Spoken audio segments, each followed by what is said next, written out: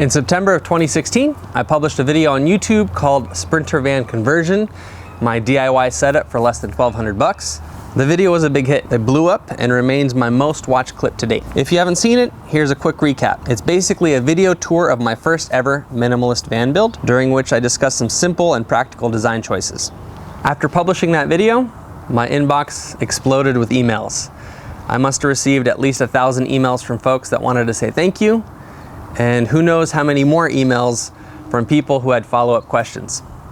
So from that, I deduced that people found the information I presented helpful, and that's why in this video, I want to conduct a similar style tour and show you Van Conversion 2.0. Now I know that van builds are a very personal thing, and I don't expect everybody to agree with all of my design choices. For this reason, I invite you to treat this video like a CD. Listen to the tracks that you like and skip the ones that you don't. To help you along, I'm going to include timecode in the description of this video. That will help you skip around the video a little bit easier. I'm also going to compile a detailed list of links. So if you want to know more about a certain product, all those links will be down there. And if you're after cost, prices, price tags, that kind of thing, all of that will be in the show notes below. Finally, I have a confession to make. My updated Sprinter van build cost way more than 1,200 bucks this time around. Because my current setup is a mixture of budget solutions and luxury items, the new price tag sits somewhere in the ballpark of $12,000 or $13,000. And while this figure is significantly lower than most professional conversions run, it's still a lot of dough to shuck out, and I get that. I know for a fact that some of my viewers are going to be offended by this price tag, and if you're one of those people, please hear this. It is not my intention to upset you. The sole purpose of this video is to be transparent, to show you how I set up my new van conversion, and if I'm lucky, to throw some fresh ideas your way. That's it. And on that note, enough rambling, let's roll. Boys and girls, let me quickly apologize for the audio. It might be variable at times. One of the things that always happens to me is that as soon as I turn the camera button on, jets start flying overhead, road crews show up and start paving roads, bullfrogs start going, and so very often is the case that I try and find a quiet place where I could get nice clean audio, and it just doesn't work. So instead of freaking out about it today, I'm just gonna roll with it, because if I didn't, nothing would ever get done.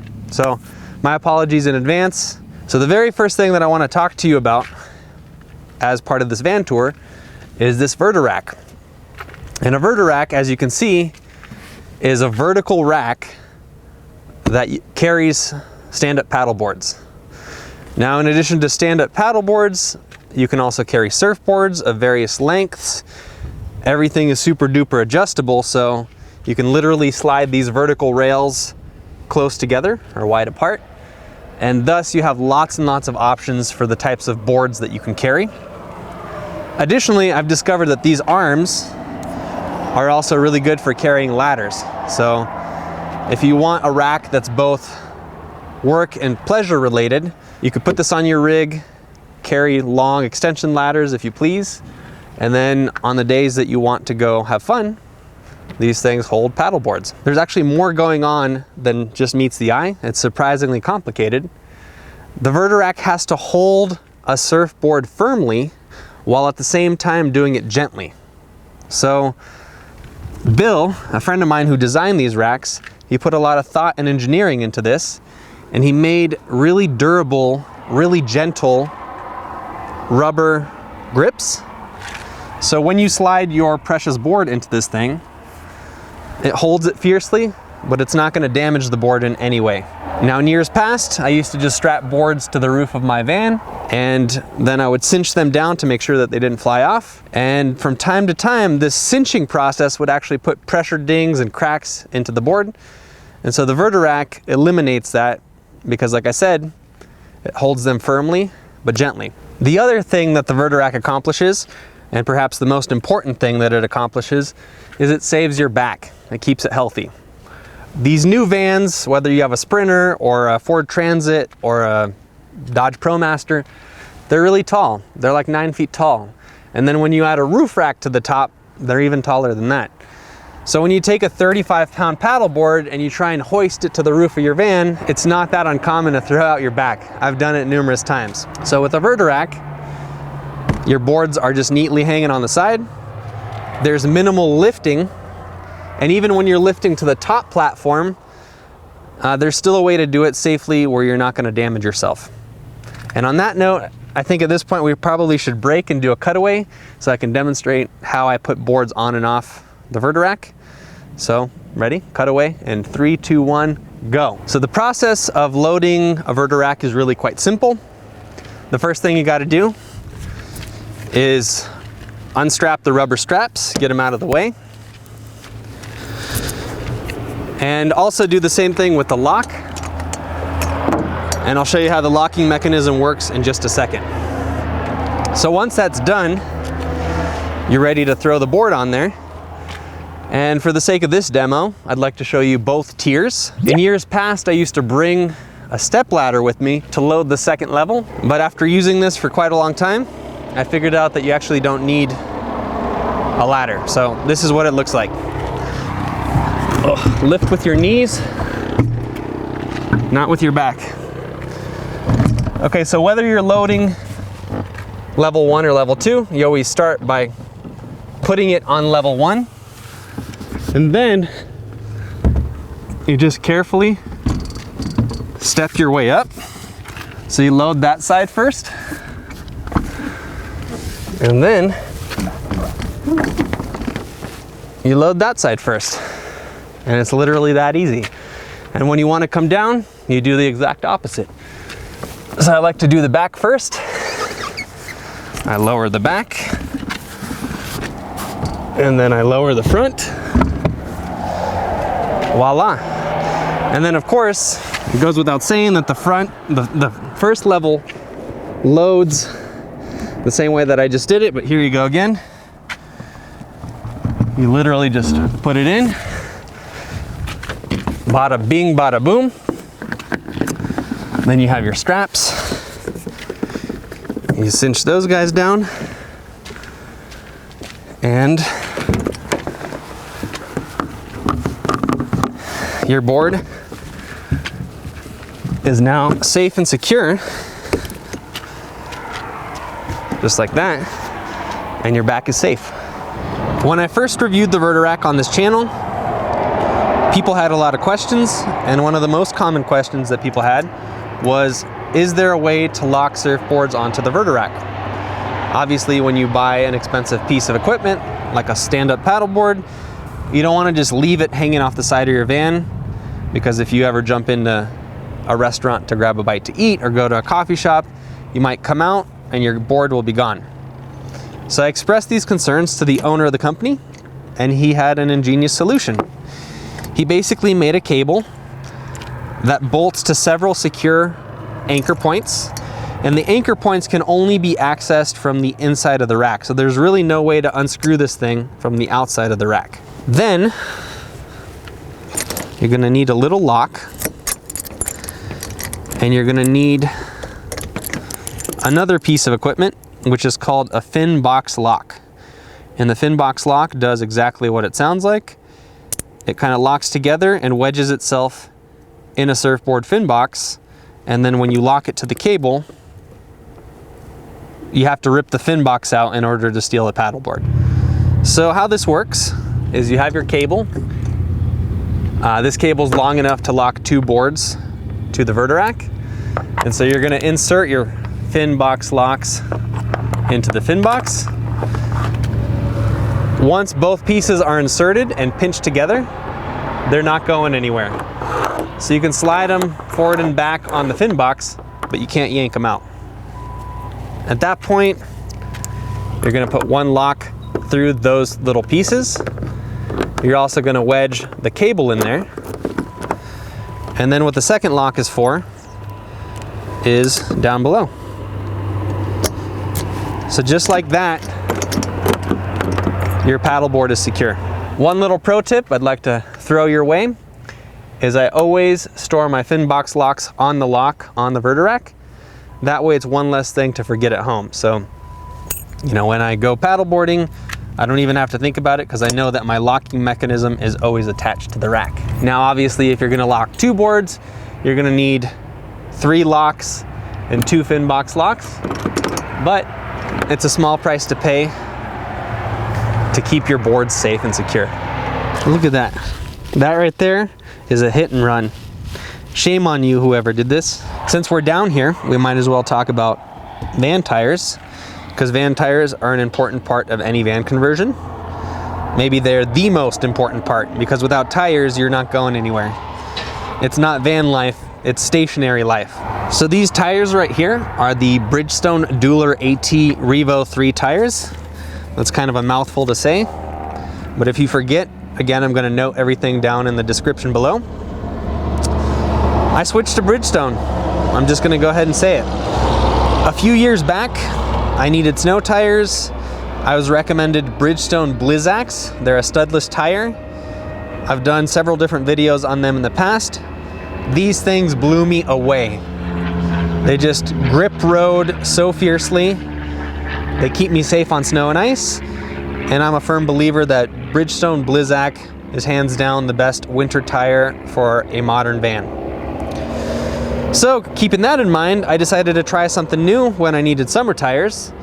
So I went with the Bridgestone Dueler AT Revo 3, and so far, they have not been a disappointment.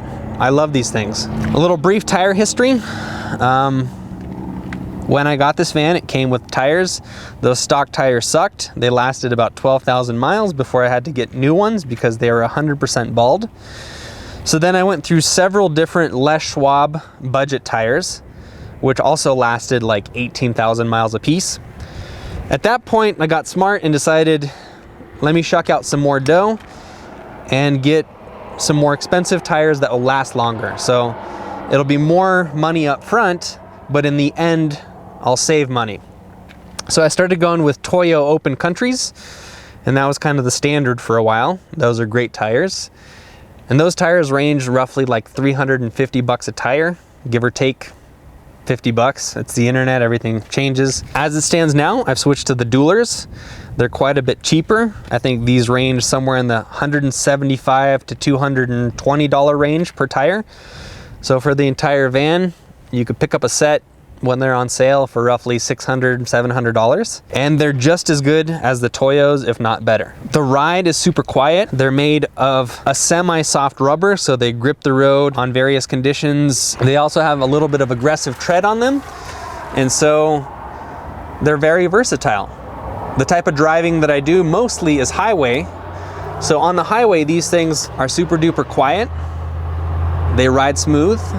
But then every once in a while, I have to go on a video assignment where I'm filming ultra runners running in the backcountry, and now I'm cruising down Forest Service roads and logging truck roads, and these things have enough grip on them to allow me to do both. So long story short, I'm a huge fan of these tires. I believe they are sort of the best of both worlds. So if you do some off-roading and some road driving, look into these things, because so far I've been really, really happy with them. This is a BumpStep. It's a little plastic step that fits into your hitch receiver. It's made by WeatherTech. And essentially what it does is it gives you a place to put your foot if you need to jump up on the bed real quick. And it also doubles up as a bumper. So if you're backing up and you accidentally hit something, this will soften the impact. I'm trying to do this van tour as systematically as possible. So we're cruising around the outside of the van, and then after that, we're gonna peek inside and break everything down piece by piece. Let's talk about the Prime Design No Drill Ladder. So the No Drill Ladder does exactly what the name implies. It's a ladder that you don't have to drill into your van. And I don't know about you, but when I bought my van, it was brand new and shiny, and it was also the most expensive thing I ever purchased. So I wasn't keen on drilling a bunch of different holes in it. And so when I found a ladder that didn't require that, that made me really happy. Now I was a little bit dubious at first about whether or not this thing would be solid, but when I installed it, I realized pretty quickly that it's not going anywhere. In fact, there's been times when my girlfriend and I were both on it at the same time, and it held us just fine. This is by far the absolute best bang for your buck in the ladder department. These ladders range 300, 350 bucks. They ship directly to your door. They're really easy to assemble and install. The ladder just clasps to the top and bottom of your door. It's a very secure connection. These things have a lot of different bolts on them, so if somebody wanted to steal it, it wouldn't be all that easy. It can be done, but it wouldn't be easy. It'd be a huge pain in the butt. They'd need different socket sets. And so if somebody's gonna go through that trouble, you probably have bigger problems. They're probably gonna steal your tires while they're at it too, and your rims. I almost forgot to mention that the Prime Design ladder is now available in the color black. It's been my experience that some people don't like the chrome or kind of the silvery color. And so now you have options because you can get it in a beautiful black finish. All right, let's cruise up top and then I'll show you what's cooking up there.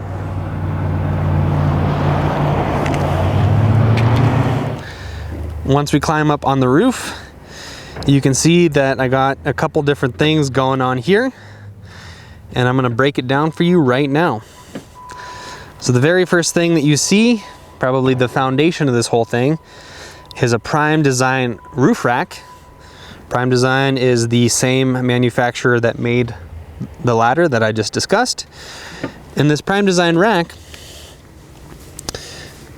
is a sturdy rack that doesn't cost a lot of money. It ships just like the ladder directly to your door. And so if you like to do things yourself, if you like to save some dough, this is an option for equipping your vehicle with a rack, the quality of which I am very impressed with.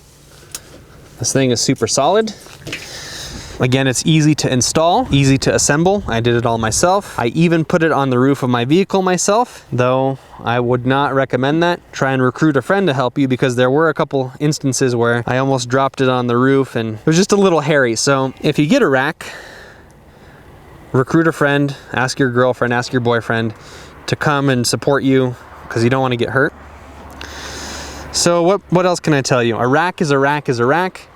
This thing is super sturdy. As you can see, I'm walking on it.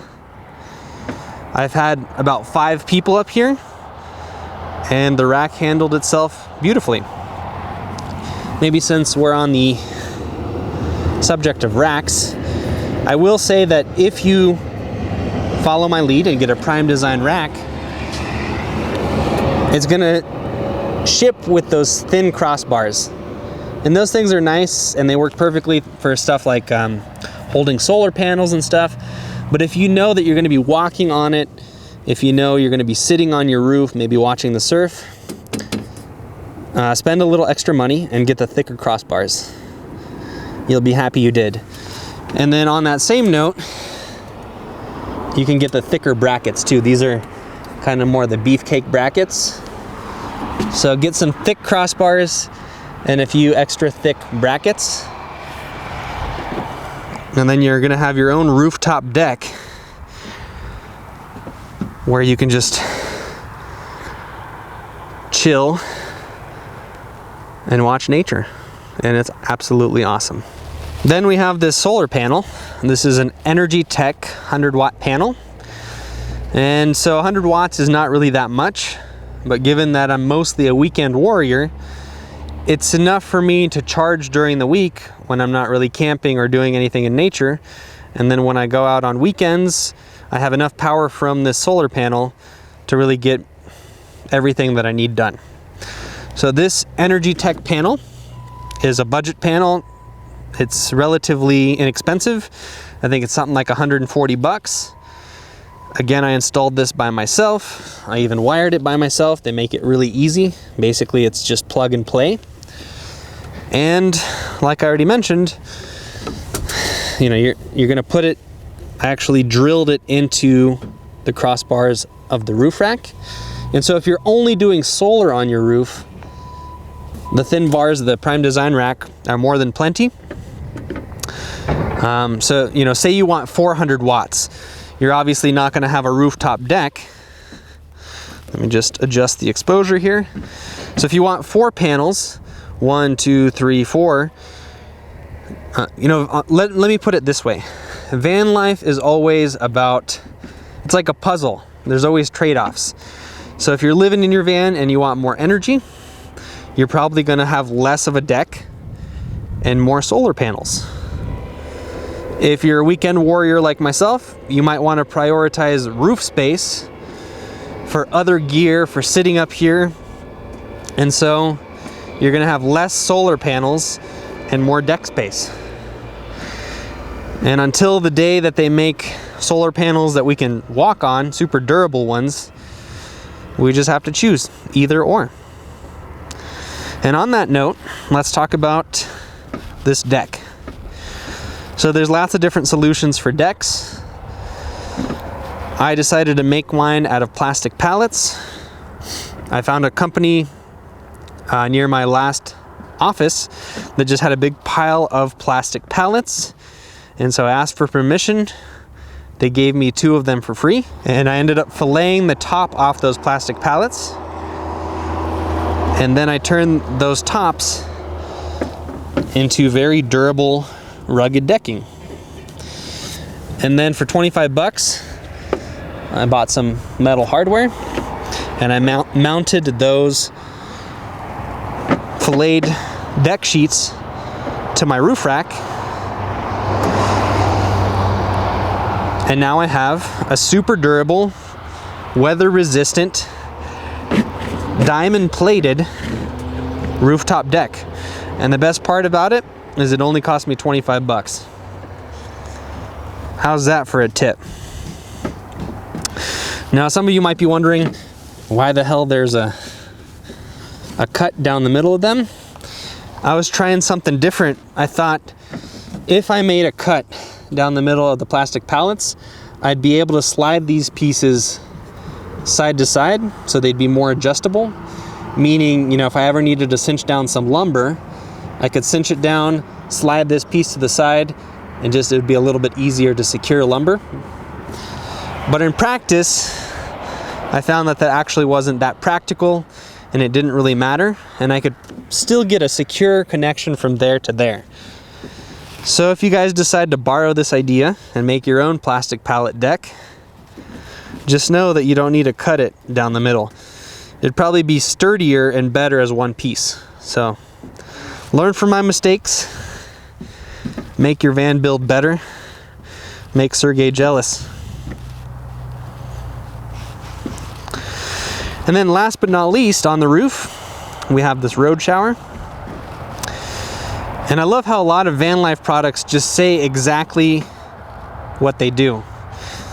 It just makes life easy. So a road shower is exactly that. It's a road shower.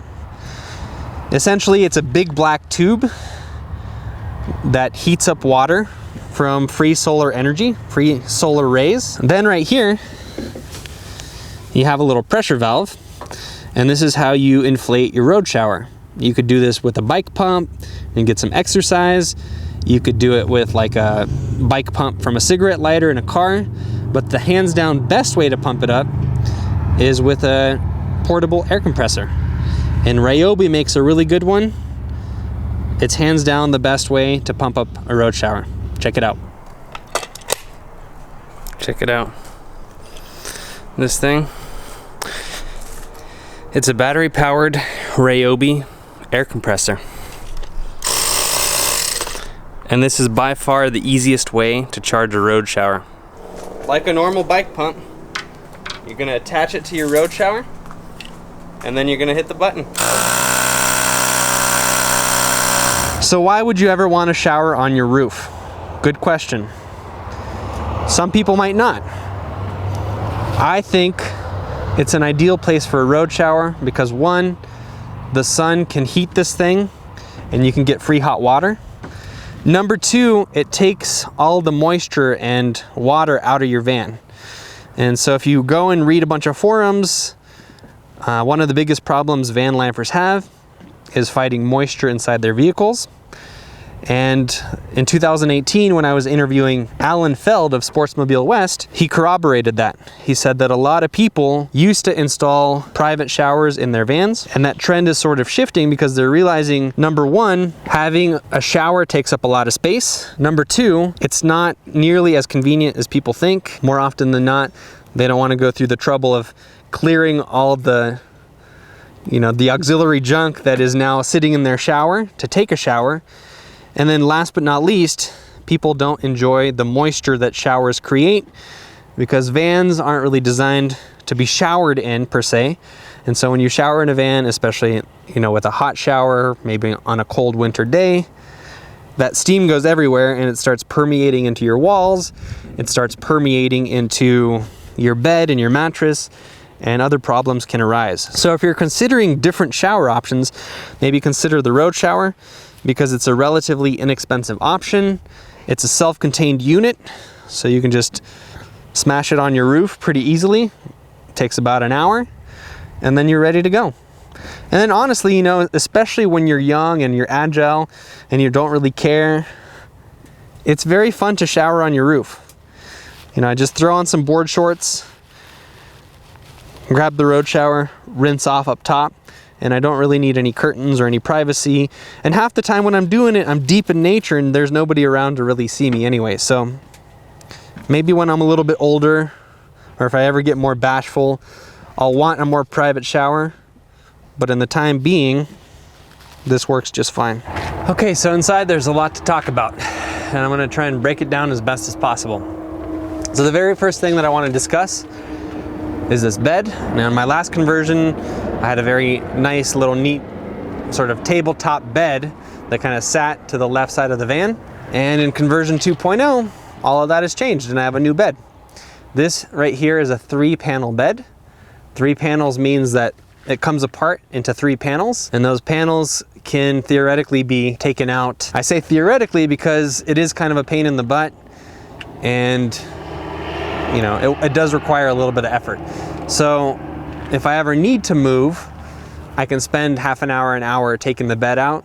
It's not a big deal, but it's not something that I would really do on a daily basis. So this bigger bed was inspired by my girlfriend Kylie.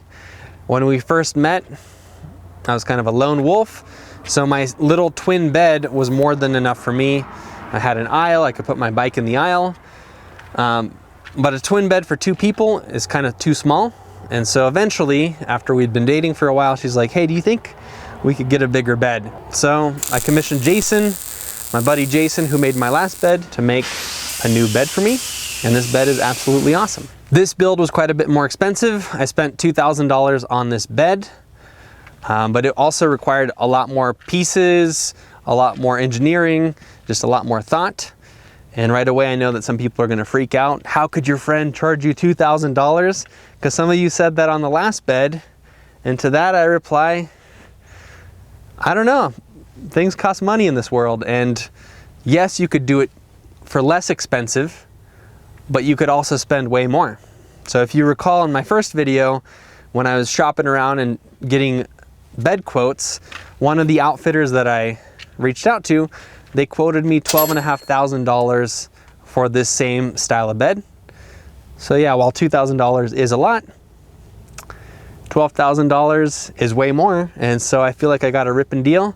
So Jason, if you're watching this, thank you so much. I absolutely love this bed, and you've just allowed me to sleep more comfortably, and knowing that you made it, it's not my job to convince you one way or the next. I'm just showing you what I did. If you want a similar bed, I'll link to Jason's contact info below. And if you don't like it, like I already said, use this like a CD and just skip on to something that you might like. There's probably gonna be questions about the sides, the side panels. And so I wanna answer those questions as best as I can. These side panels are made out of plywood. I basically took a sheet of plywood, then I made cardboard templates. It took me a couple tries, but I finally got it marginally good. So basically I just laid the cardboard onto the sides of the van, and then I carefully traced around and got something that sort of matches the sides, and then I applied that template to a piece of plywood, and I made 2 side panels. Behind the side panels I did put some insulation. I used some of that pink hard insulation from Home Depot. I think it's called Foamular if I'm not mistaken. You know, maybe don't follow my lead on the insulation frontier, because I could have done better. I could have done worse, but I definitely could have done better. The pink insulation does help keep heat in. Maybe not as best as it could, but it does do something. And then the other nice thing about the thick insulation is that it doesn't absorb moisture. So some people that insulate with like recycled jeans or other things, they have some moisture buildup in their walls. I don't have that because the foam that's in there doesn't do that. And so back to the plywood, the side panels, I could then screw and anchor some stuff into the actual wood. And then everything else I did with plus nuts. And plus nuts, if you don't know about plus nuts, I'm gonna preach. If you're into van life, plus nuts, plus nuts, plus nuts, plus nuts. These things are amazing.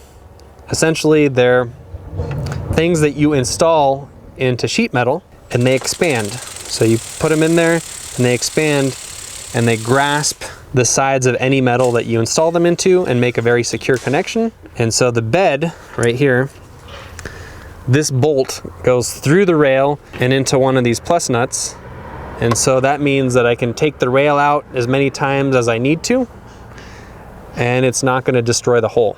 On the bed, I have a tri-fold Milliard mattress. And this is essentially a mattress that folds in 3 different pieces. This mattress is a queen, so we went up from a twin to a queen. We have a lot more space. This is just absolute bliss. We're way more comfortable. This mattress is also pretty plush. There's some padding in there. It's a relatively inexpensive mattress. You can buy it on Amazon. And the other nice thing about it is it ships directly to you. So it comes rolled up in a big sausage. You unwrap it, you wait for the air to kind of reconstitute the mattress. And before you know it, you got a comfy bed that sits on top of your Sprinter van bed and you're jamming. Oh, one more thing, I almost forgot. This trifold mattress also comes together and makes a sofa. So it's a multifaceted van item. Being multifaceted is something that I think is very important, especially when you're working with a space that's very finite. And this is another tip that my friend Alan Feld from Sportsmobile West taught me, is that if you can fill your van with items that have multiple functions, you can really, it's really helpful. You save a lot of space. So this mattress, one day it can be a mattress and it's comfortable for Kylie and I to sleep on. And the next day I can pull the entire thing out, fold it together, and now I have a couch that I can sit on anywhere. And that's... Next, let's talk about my cooler. Now in this van, I don't have an actual refrigerator. I choose to just pack ice everywhere I go. And I do this in a Kong cooler. Now, if you're not familiar with Kong, basically all you need to know is that it's just like a Yeti, only better. And the reason that it's better is because it has some very unique features. And so, for example, in addition to being a cooler, you can kick out one of the handles, take a food grade cutting board that's designed for this cooler, and attach it like so, and now you have counter space. And the counter space is also a cutting board. So now you have a cooler, you have counter space and a cutting board. Yes, we're back on the multifaceted rant. And so a Kong cooler is not cheap by any means, but it does cost less than a Yeti. And so if you're gonna spend your hard-earned cash, you might as well get something totally awesome with it.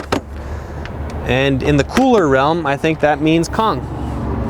You also have on this side a little bottle opener that looks like a gorilla. I'm not gonna rant too much about the cooler here. If you're interested to find out more, again, I have videos about all this stuff. This last summer, I also did a Kong ice challenge. So I loaded a bunch of different Kongs with ice to see how long it would last. And the results were very surprising. I'm not gonna ruin them for you, so go and watch that video. And next we're gonna talk about the Nanuk. This, you guys, is my little drone case. It holds my Mavic Pro. It's outfitted in this little Nanuk 920 that's specifically designed for the Mavic.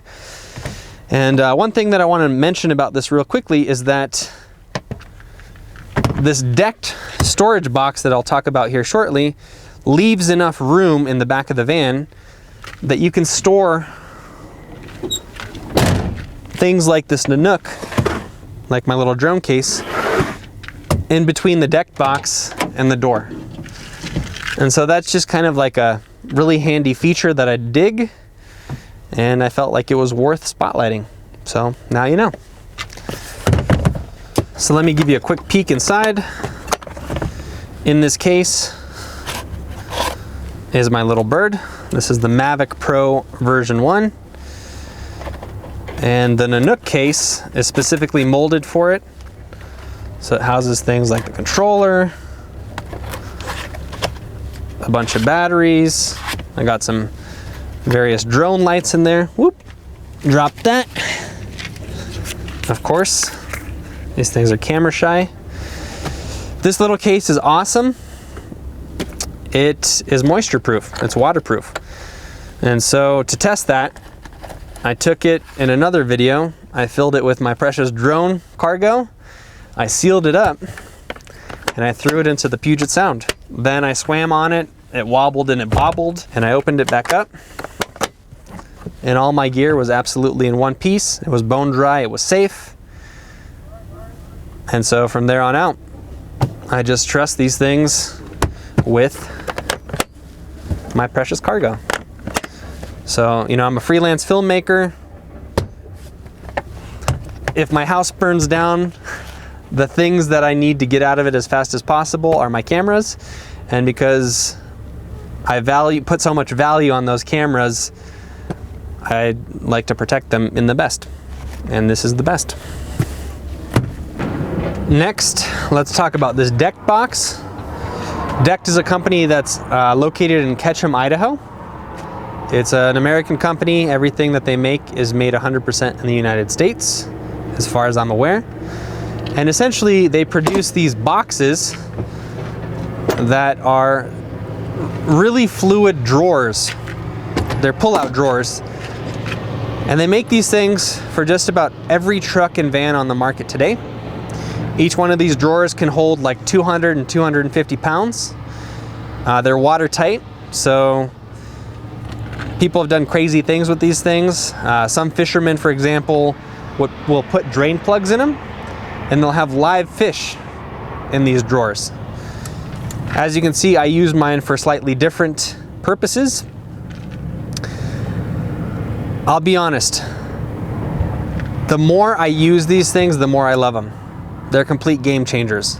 So whereas before, all my video equipment, all my miscellaneous crap used to float through the van haphazardly, potentially hitting me or one of my passengers in the head when I hit the brakes, now everything is safely stored in a box.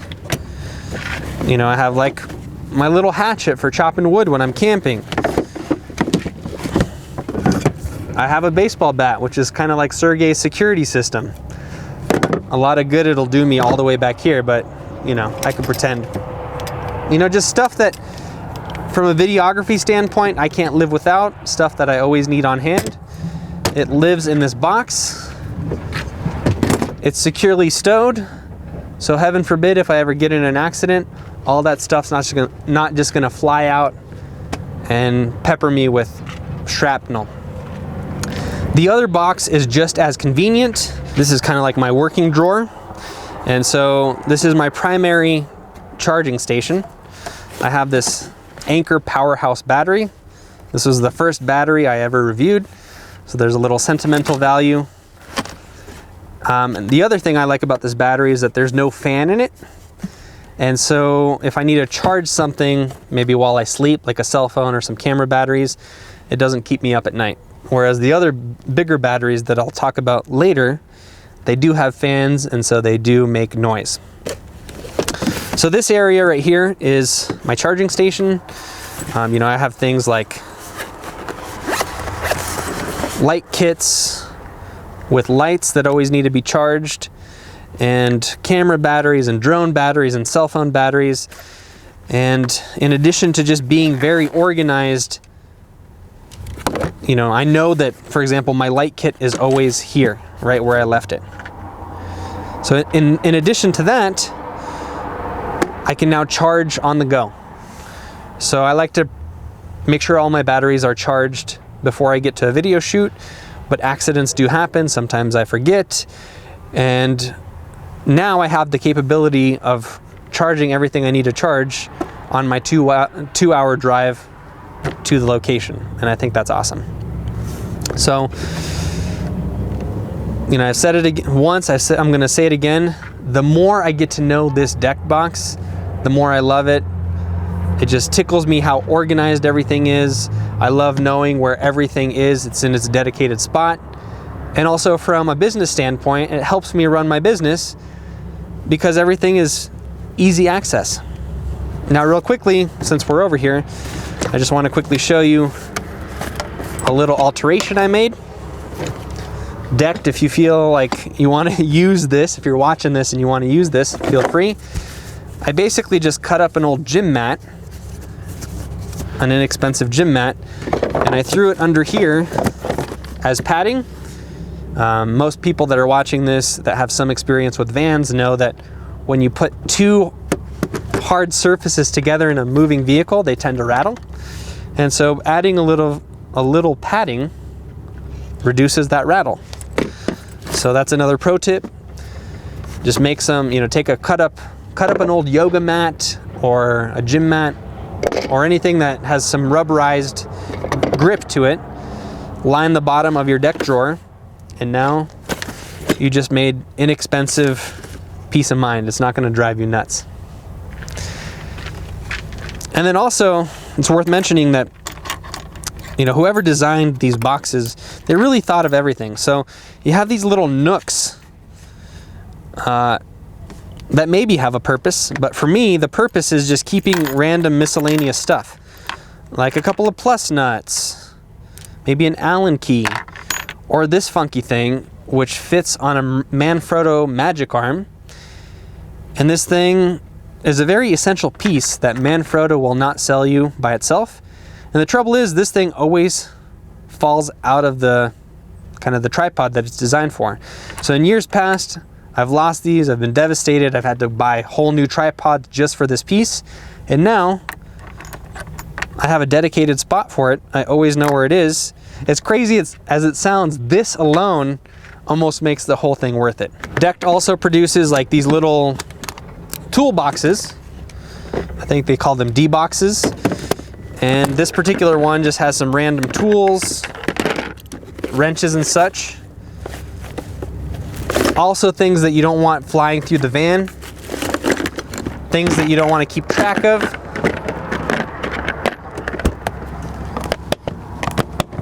These boxes fit perfectly in the drawers. And now I know that I always have tools right there. The bigger D box down kind of further back that has some roadside assistance stuff, a tow rope, a tow hitch, that kind of thing. This other drawer has another big D box that has extra camping gear. I kind of call that my second bedroom, because if I ever have company and they can't sleep in the van, there's not enough space for them, there's some extra tents and sleeping bags in there, so we can essentially erect another room and everybody's, you know, taken care of. Another great feature of these deck boxes is that they're lockable. So they have locks on both of them. And so that gives you more peace of mind and security. When I'm in a city, for example, and I don't want my camera stuff or computer to be stolen, I just lock this, and then I can close this door and lock the van. And now I have, you know, 2 locks keeping my valuables safe. And best of all, if I ever needed to pull everything out and receive another shipment of books, I could do that. This whole deck box is relatively easy to take apart, and so everything comes out. And on that note, it's probably a good time to tell you that all of what you see here has been strategically designed to be completely pulled out, because this is primarily a work vehicle. It's my only vehicle. I don't have another daily driver. And from time to time, in addition to the video work I do, I also have books that I publish, and I need to receive a large shipment of books. During those times, I can empty everything out of my van. Now it's as though it's brand new off the lot, completely empty. I can receive several pallets of books. Thus, I don't have to hire a moving truck or, you know, shuck out money renting another vehicle. And so my van remains versatile in that regard as well. Now granted, with conversion 2.0, this is going to be more time consuming. It's not quite as easy to remove everything, but it's still possible and doable. So that's how I have it all set up. So one alteration that I did make to the deck box is I put this green carpet on top of it. And I have to confess, this is not my original idea. I pinched it from a dude named Idorado on Instagram. So Idorado, if you're watching this, I'm giving you credit. Essentially, the reason I did this is because the top of a deck box is made out of plastic. Sometimes this can lead to things sliding around, and I didn't like that. I wanted things to be a little bit more grounded. And so I ended up buying some carpet from Costco for 10 bucks. It kind of looks like a lawn. I like the color green. This carpet is also made out of recycled plastic bottles, which I thought was cool.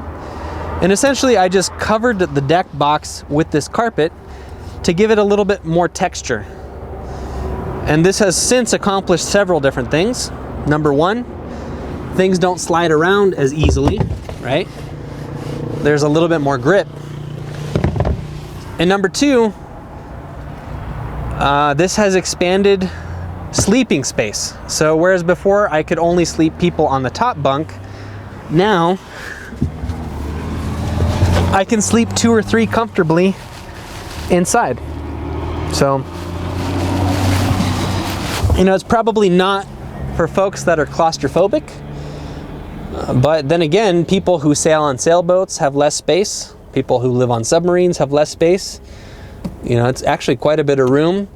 It comfortably fits 2 or 3 people. And so whereas before I could sleep 2, maybe 3 people, now I could fit 6. And that's awesome to have that capability. Next, let's quickly run through a couple super DIY kind of budget items, little alterations that I did to the van. And let's kick that off with this telescoping boat hook. So this telescoping boat hook is something that I pinched directly from the sailing realm. And sailors, or boat captains, they sometimes need the ability to grab something that's far away, whether that be a buoy or a dock. And so they have these telescoping hooks, that enable you to do just that. And so there have been times before where I've really needed a long pole to grab something. One time in particular that comes to mind, I was camping, it was windy, I turned my back on my tent that wasn't staked to the ground, and next thing you know, boom, it's gone. And I look around and finally had enough wherewithal to look up, and my tent was like 15 feet above my head stuck in a tree. And at that point, I really wished I had something like this. So now I do. On this side, I did something that's very similar but totally different.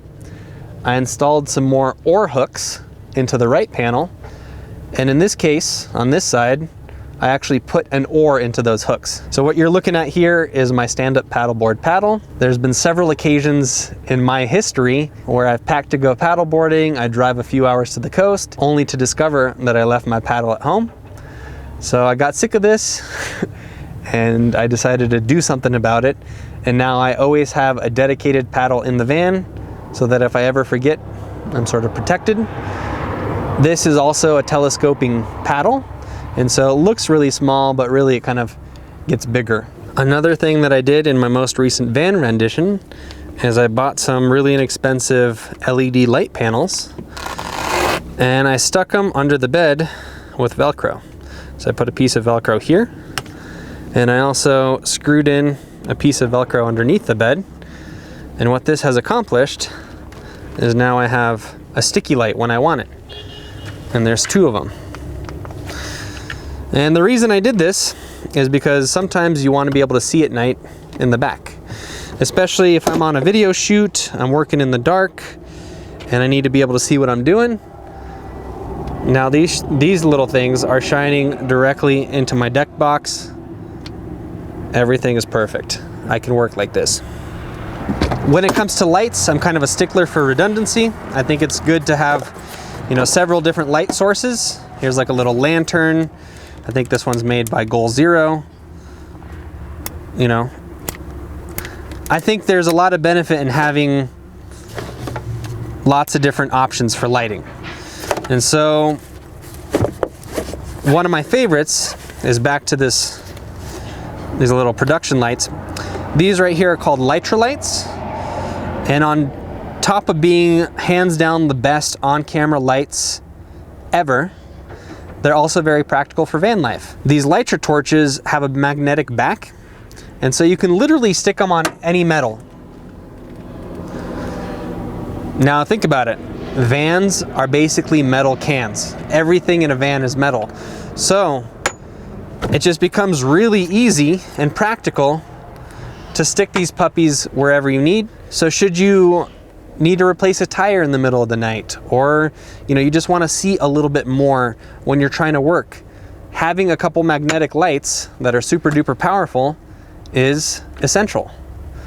And then again, if I'm gonna repeat myself again and again, these things are multifaceted. So you can use them as an on-camera light. You can stick them to your van. You can stick them to, that's not metal apparently. You can stick them anywhere you need to. Something that's totally darling and really cute and really useful is this little Dustpan Broom combo. This is made by Oxo or Ox, I think it's called Oxo. And it's exactly what I said it was. It's just a really compact broom and dustpan. So if you need to sweep the van, you can, and then you can dump it out as you see fit. And that just lives right here so that I have that capability. Okay, now let's switch gears and let's talk about solar generators. Camera gimbal. So here on the left, we have the Energy Kodiak solar generator. And this is essentially a plug and play solar generator. Now, quick full disclosure, this is an older model. I love this model. Everything about it is awesome.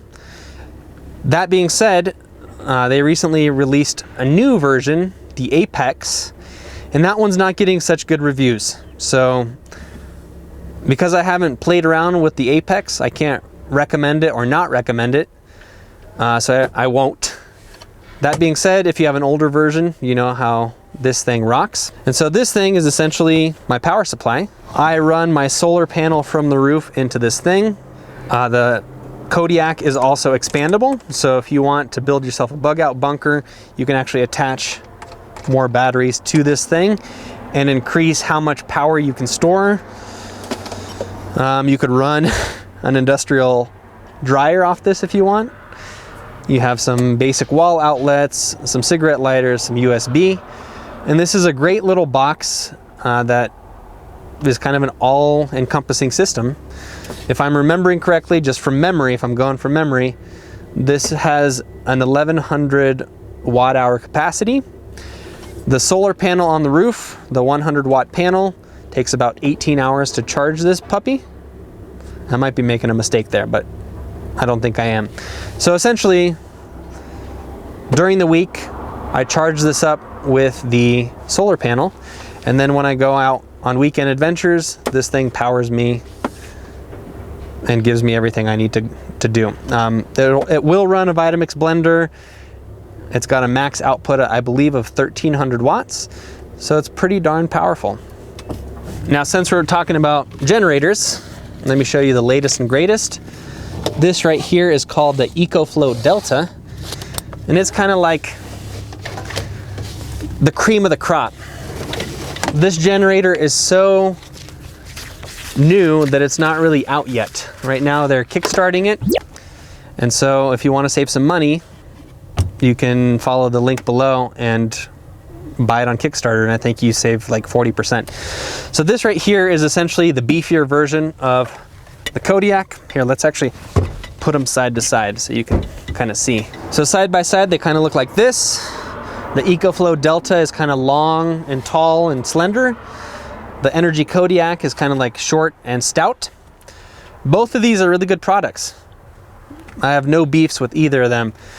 I recently reviewed this one on my channel, and it's absolutely amazing. So this is the 1300 watt hour version. So it's a little bit bigger than this. It also has a max output of 1800 watts, so it's quite a bit more powerful. And most unbelievably, this thing right here, it charges from 0 to 80% in about an hour. So significantly faster than this thing. That said, I'm not knocking either of these things. I actually like having both. You know, for me, having power is essential. It kind of dictates my work. It's often more fun to not have to worry about power. And so we live in this kind of time where companies are competing against each other. And we as consumers, we don't need to choose one or the other. We can have both. And so I have both. As crazy as that sounds, I have 3 different power supplies in my van.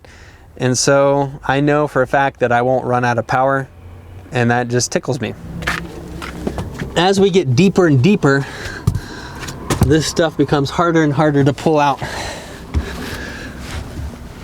But I'm gonna do it anyway because I think it's important. So what you're looking at now is my kitchen box. This is the Trails Kitchen Camp Kitchen, and it's the new and improved chuck box. This houses all of my kitchen stuff, my stove, my dishware, my silverware, and beyond. And I'm gonna pull this thing out, show you exactly what's up right about now.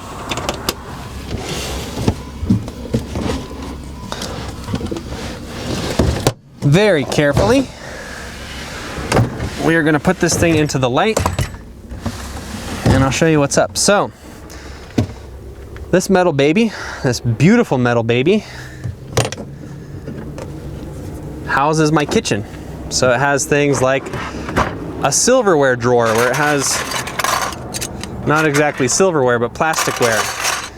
And it houses my dishes and my sponges and everything else I need to make dinner. Down below we have things like pots and pans, we have cups, we have a stove, we have, you know, bowls and such.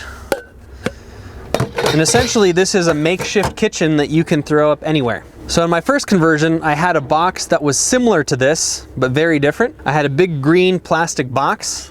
It was called a beaver tree kitchen, and it more or less did the same thing. But there are things that I didn't quite like about it. Number one, because it was made out of plastic, and plastic is flexible, the inner ribs, the partitions inside the beaver tree kitchen were constantly shifting when the vehicle was in motion. And so what that would do is it would just tumble everything inside the box, especially if I was driving down a dirt road. And so then I would open that box and everything just looked like a hurricane. So it took more time to get set up and get cooking, and I didn't really like that too much. And then the other thing that was really annoying about it is that it had all these weird nooks and crannies, and oil and random tomato juice, just anything that would splash would get into those nooks and crannies, and it was very difficult to clean. So this is the new improved version. It's made by Trail Kitchens out of Lake Tahoe, and they do some pretty incredible stuff. They make all sorts of different standalone kitchen units for different budgets, whether that be the chuck box, which is just a box that you can put stuff in, or kind of the middle of the road camp kitchen, which is what you're looking at now, all the way up to the most expensive, most lavish kitchen that has like sinks and water and everything you could ever want. So check them out, Trail Kitchens in Lake Tahoe. Of course, the links will be below. I'm gonna go ahead and make an educated guess, and I'm gonna say that people are gonna want a more in-depth look at this camp kitchen, and so I propose we do another cutaway. Ready? 3, 2, 1.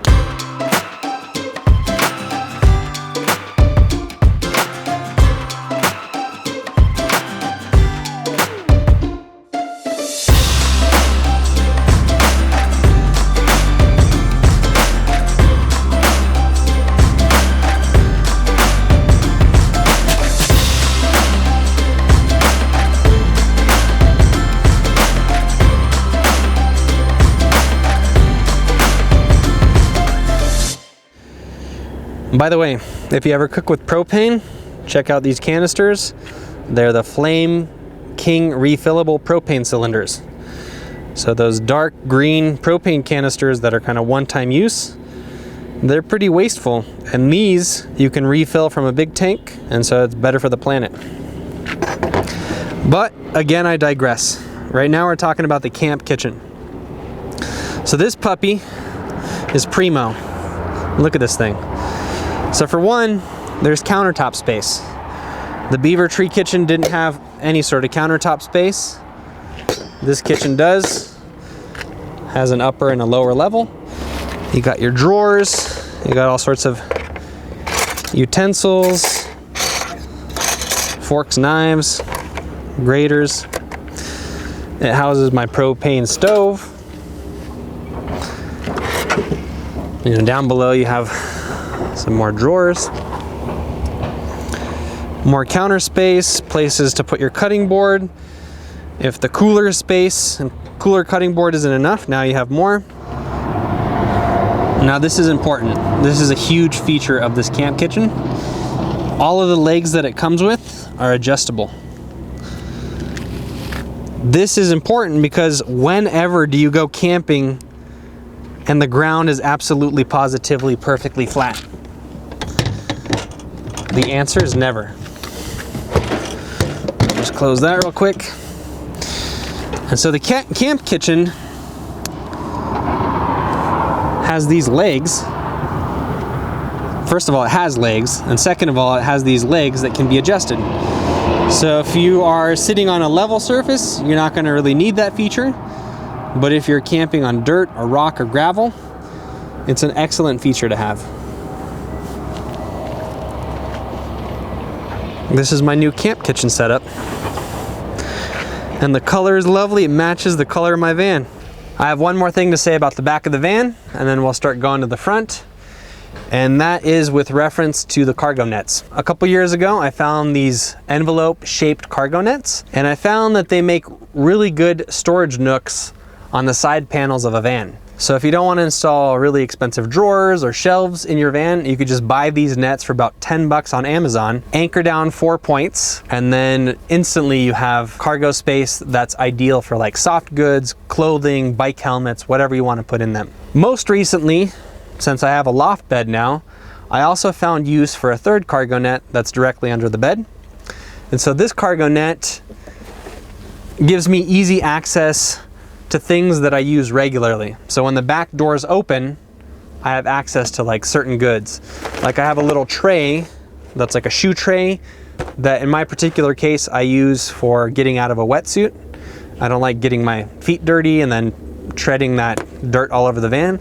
And so I stand in this little boot tray, and then I also keep the boot tray kind of out of the way, but within reach, so that when I'm in a wetsuit, in a wetsuit that is, I don't have to like crawl through the van making everything wet. I can just grab it and start changing. And on that note, I also have one of these surf ponchos, and this is basically my makeshift changing room. Because sometimes the van is just full of crap and there's no room to like move around it, and it's kind of a pain in the butt to change. Or sometimes I'm just plain lazy and just want to do it a different way. And this surf poncho allows me to change decently in public. So just throw it on, get out of your clothes, get into your swimming suit, and vice versa. And this thing also doubles up as a towel. So you're starting to get the picture. Everything, a lot of the things that I use have multiple functions. This is also another great place to store things like hats or gloves. Again, if you get cold in the winter, maybe it's fall now, and you want to just quickly put some stuff on, it's right there when you need it. And then lastly, I keep saying lastly and then I keep adding on to it, but you know, it's one of those parasitic words that I use all the time in my diction. Nets are made out of holes, right? So there's really good ventilation. So when you do store something like a hat, if it's wet, it'll dry. So there you have it. Look, another hit and run. I got hit from both ends on 2 separate occasions. Washington drivers, seriously, they're the worst. I'm one of them now. I'll try and be safe. Okay, now we're on the side. Let's see what's cooking here. The first thing is these super duper radical backseat organizers by overlandgearguy.com. This guy makes phenomenal seat back organizers. Everything is just very intuitively put together. Everything has Velcro on it, so you can label and organize everything. And a seat back organizer is just that. It's a seat back organizer. So now I have a dedicated place for my playing cards. These are literally my Wild Edibles playing cards. I'll never lose them again. I got like various mount pockets. Everything is in its dedicated spot. It's so awesome. Further down the line, we got another one. Let's see what this one's up to. Quick focus. I figured out that this bottom pocket is perfect for a jet boil. So this big pocket houses a jet boil. I wish I had a third arm sometimes. Then in this pocket, we have jet boil fuel. Perfect. And just overall, this is a beautiful little pouch. You have all sorts of molly webbing that you can put pens on. You know, if you ever need a maraca, that's important. It now lives right there. We got bear spray, a knife, tea. Some of these pockets are mesh, so you can always know where your chapstick is. It's not haphazardly floating through the van. So these things are next level. They're game changers. There's a big pocket in here where you can store like laptops or atlases, big stuff that you want to conceal from the world. And now I'm giving all my trade secrets away, so please don't rob me now that you know where everything lives. Hopefully I have enough good karma that that won't happen. Also, the Overland Gear Guy makes these pretty radical visor organizers. So now you have more molly webbing here where you can stick pens. I'm currently using all the pens that used to be in here, but ever since I put this in the van, I've never once looked for a pen. And that's a beautiful thing. And the other thing that they do is they have mirrors attached to them. I'm trying to get it to the point where I can see myself. There we go. Believe it or not, Sprinter vans are expensive, but they don't give you a visor mirror. And so how I had it before was kind of this cheap and crappy mirror. It is bedazzled, I'll give it that. But now I have this cool visor where I can keep things like my Discovery Pass. This is really hard to do with one hand, by the way. And I have a mirror, so if I ever need to trim my beard, I can now do that. Revolutionary, I love it. On a cheaper note, check out these Sortera IKEA bins. So these bins are plastic bins that you get from IKEA. They're called the Sortera bins. This is the 10-gallon version. There's a big version, I think it's 16 gallons, and a small version, it's 10. And the 10-gallon versions fit perfectly under the seat of Sprinter vans, under the back seat. And so what you get is essentially a junk drawer. Just fits under the seat and everything is securely stowed. It's not going to go flying. And for 20 bucks, you can drastically expand your storage space. Now, if anybody out there is watching this and you're in a ProMaster or a Transit, this is your call to action. I'm really curious to know if the Sortera bins fit under the back seats of those prospective vehicles. So leave me a comment below this video and let me know. And that way I'll know, and so will everybody else. Maybe somebody who doesn't have a Sprinter can also benefit from this video. Okay, onward. What is this ugly green mat? This ugly green mat used to be a putt-putt golf course, like one of those big wig executive golf practice things. I got it from a thrift store for $2. I haphazardly trimmed down the sides, and now it's my doormat. So now I have a place to wipe my feet. Here's a nice little nook where I like to keep my camera gear. Little pro tip to those of you that are aspiring filmmakers: always zip your bag. Get into the habit, even if you're leaving it for just a few seconds, get into the habit of zipping it up. Because if you don't, maybe today, maybe tomorrow, maybe in a year, you'll pick up your bag and it'll be unzipped, and all of your shit will go flying, and all of your expensive lenses will smash on the ground, and you'll just want to cry, but you'll have nobody to blame but yourself. So, pro tip, zip your camera bag. We're just kind of picking up the pace a little bit. I've been rambling long enough. I might even lose my voice. Here's another little cool thing that, as far as I know, I invented. So these Sprinter van seats, the back seats, they secure safely to the floor, and they're made out of stout metal. So I just attached some heavy duty rope to it, and then I slung a couple like water bottle holsters onto that rope. And so now when I come back from a hike and I'm thirsty, all I have to do is open that side door, and I have a couple extra water bottle holders. Now I know, you know, in a van you have these, but I drink a lot of water, and so sometimes that one is drunk, and then I have a few extras right here.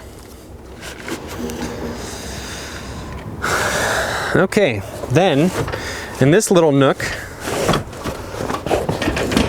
I have a Tailgater tire table. And this thing, it's a makeshift table that attaches to any tire. Doesn't matter if it's one of the tires that's connected to your vehicle, or if it's an auxiliary tire that you're carrying on the back, you can turn that thing into a table. And this is a really handy piece of equipment to have in your van.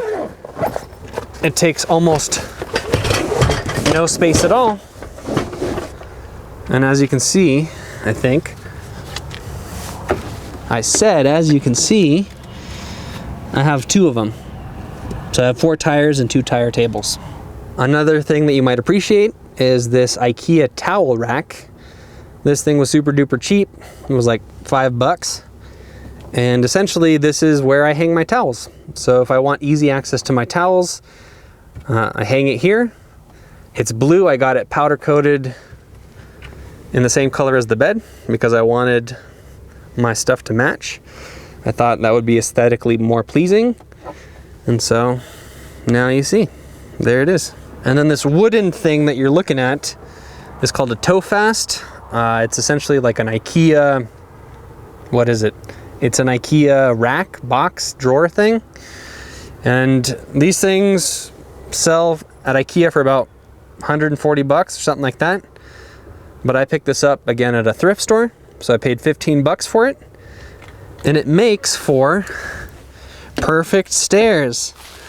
So when I want to get up on top of my bed and I don't want to strain myself, I just climb this thing. Now, you know, it's IKEA, so it was super duper flimsy, and I had to go underneath and take some 2x4s and reinforce the crap out of it so that an elephant could dance on it. But once that was done, this thing is solid and it's not going anywhere.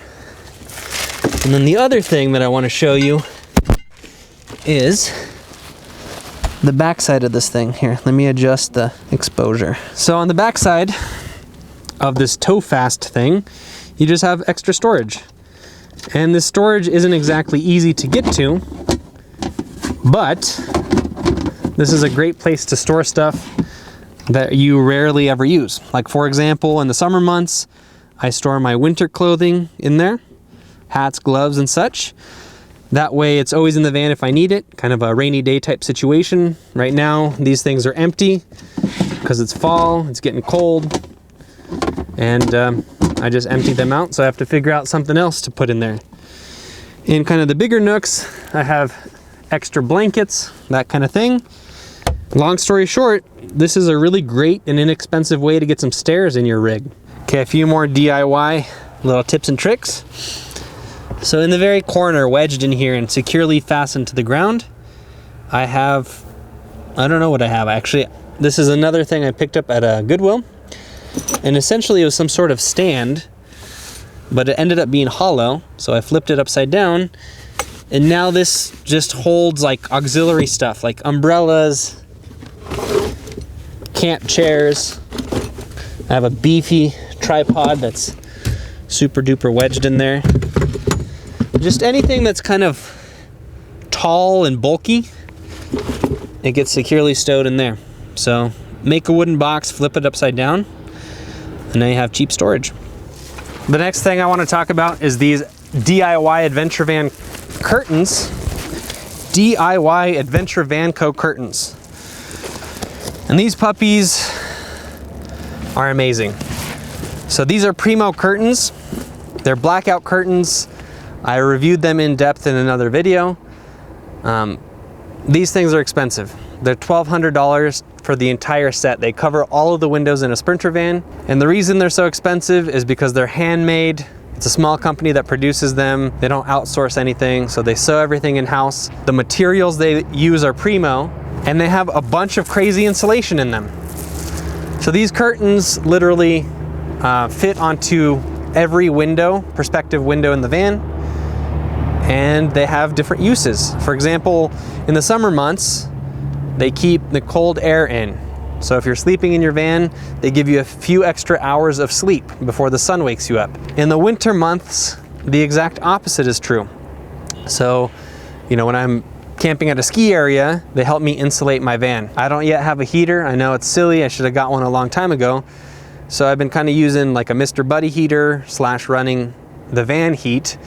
And it escapes pretty darn quick through windows if they're not insulated.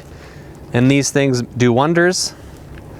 Like I already mentioned, they're blackout curtains, so they will prevent light from going in or out of the van.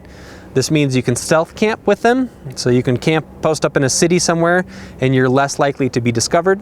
And that also offers a security feature in and of itself because, you know, if you leave your van in the city and people can go through and look through the windows and see what you have in it, you're a lot more likely to get broken into. And so,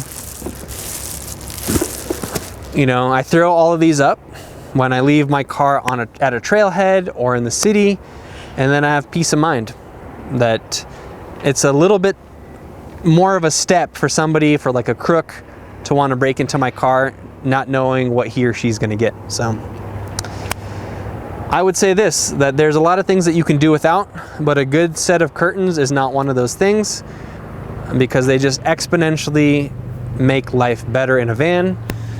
And these things are top of the line. They're custom fitted to a Sprinter. They have magnets in them, so you can just literally slap them on and it takes no time to install. And there's one for every window. So the same company that makes the curtains, DIY Adventure Van,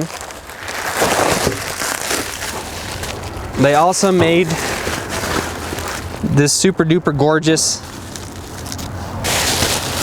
reclaimed wood resin table. I mean, look at that. That is gorgeous. That's beautiful. It's a masterpiece. And this thing, let's get that out of the way. It's meant to be a table anywhere in the van. You could have it as an outdoor table. You can have a table in the back, table in the front.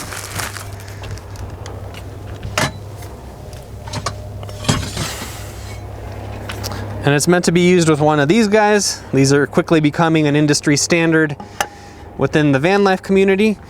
So you literally attach this arm anywhere you want, and now you have a fully articulating adjustable table. This thing is so beautiful. I want to write my next book on it. And I need your guys' help because I have no idea how to put this in the van, and I'm looking for ideas. You know, ideally, I'd affix it somewhere about here so that I can sit in the back seat, have the door open, kind of get inspired and write a book. So if you have any ideas for how and where Sergei should attach this table, let me know in the comments below. I'd really appreciate that. I remembered one other thing that I want to show you, and it has to do with this deck box. So when I installed this top fabric, I made sure that the flaps on either side aren't secured down to the floor. And I did this strategically because Decked incorporates what they call ammo cans into their product, and they're little nooks where you can store more gear. So in this one is where I keep my Ryobi air compressor.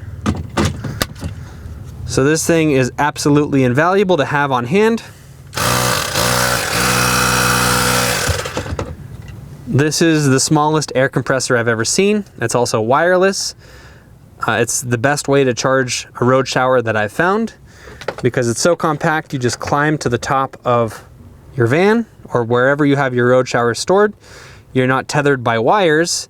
And let's do another cutaway. Ready, go. If you don't have a road shower, no problem. This thing has other uses. If you have a soccer ball that needs inflating, there's a little setting for that. Have a bike tire with Presta valves, there's a setting for that too. And it's just a good idea to have one of these puppies on hand so that you never run out of air when you need it. And then when you don't, it's safely stored in this little nook, and you know exactly where it is. And I think, my friends, that concludes the tour. I think I've just about run through everything. Well, boys and girls, we made it to the end. If you're one of the people that watched this video all the way through, I commend you. It means you still have a rock hard attention span, and that is a beautiful thing. I tried very hard to be as informative and entertaining as possible. I did my best to be detailed without rambling too much. Did I succeed? I have no idea. I suppose you'll be the judge of that. If you're still hungry for more van related tips and tricks, check out my new ebook called Van Life Hacks. It's a 71-page ebook that dives into 23 more useful van life hacks and will help you to further optimize your van. So if you like the advice in this video and you want more of it, the ebook is where it's at. Finally, if you're interested in van life, check out my van documentary called Van Boom on YouTube. That's it, that's all. Thanks for watching.